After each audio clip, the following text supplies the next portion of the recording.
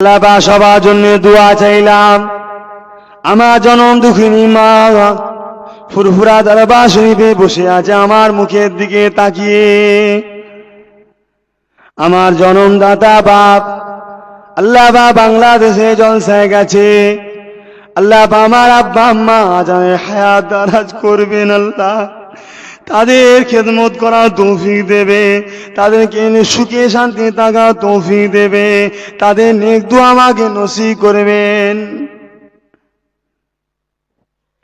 আল্লাহ আমার মা বাবা ভাই বোন সকলকে ইমানে কালমা পড়তে পড়তে মৃত্যু নসিব করবে।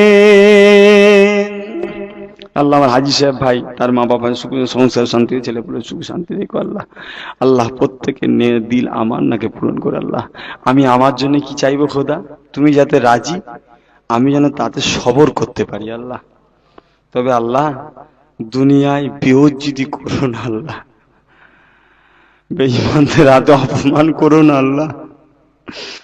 আর মরণের সময় যেন মুখ দিয়ে একটা কথাই বেরোয়, লা ইলাহা ইল্লাল্লাহু মুহাম্মাদুর রাসূলুল্লাহ। ওই সময় কিন্তু শয়তান জাকামদানির কষ্ট হবে, পিশাব নিয়ে বসে থাকবে, বান্দা পানির পিপাসায় পানি পানি পানি পানি করবে। শয়তান বলবে আমাকে খোদা বল, পানি দেবো, পিশাব দেবে।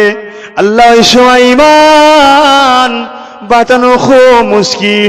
এখানে যতজন হাত তুলেছে এদের প্রত্যেকের আত্মীয় স্বজনেরা এবং আমাদের সকলের প্রতি আত্মীয় স্বজন সবাই সামনে নবী পাককে এনে দিও। নবী পাকের নূরের মুখ দেখতে দেখতে পিপাসা ভুলে যে ইমানের কালমা পড়তে পড়তে আমাদের প্রত্যেকের মৃত্যু দিবে।